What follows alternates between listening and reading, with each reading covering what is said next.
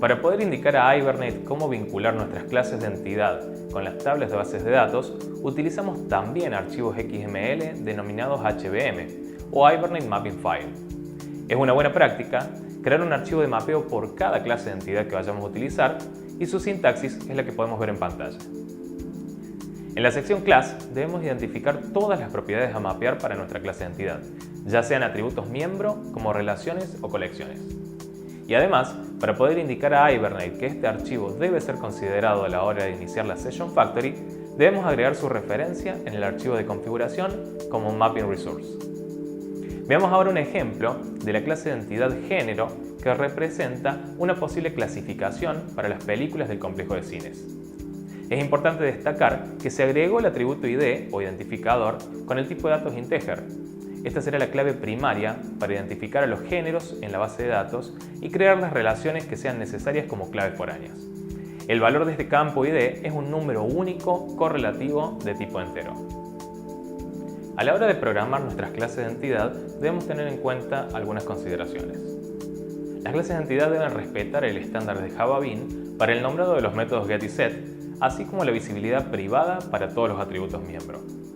El constructor sin parámetros, que también es parte de la convención Java Bean, es un requisito para todas las clases de entidad.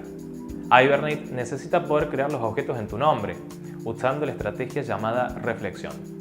Este constructor puede ser privado, sin embargo, es recomendable que su visibilidad sea pública o al menos protegida a nivel de paquete. Para la clase anterior, tenemos la siguiente consulta SQL para la creación de tabla. En este punto es importante destacar que hemos decidido asignar al tipo de datos de Java string, que es una cadena de texto sin un máximo de caracteres, el tipo de datos de MySQL varchar, que representa una cadena de caracteres con un valor máximo, en este caso 45 caracteres. Ahora podemos ver en pantalla el archivo XML de mapeo de Hibernate correspondiente a la clase anterior. Es importante notar que existe una sección ID que especifica cuál es la columna que corresponde al identificador de la entidad, es decir, su clave primaria, que indicamos con el atributo name. Además, en su interior podemos ver una sección denominada Generator que le indica a Hibernate qué estrategia debe utilizar para asignar nuevos identificadores para las entidades que van a ser creadas. En este caso, utilizamos una estrategia incremental que obtiene el próximo valor numérico que corresponda. Luego también podemos ver la primera propiedad indicada con un property, en donde indicamos que existe un atributo miembro de la clase que además tiene el mismo nombre de la columna de la base de datos, es decir, la columna nombre. En caso de que la columna tenga un nombre diferente, debemos indicarlo con el atributo column en la forma en la que podemos ver en pantalla. En el ejemplo anterior, también hemos indicado el tipo de datos que se utilizará para asignar el valor de atributo miembro en la clase de entidad correspondiente.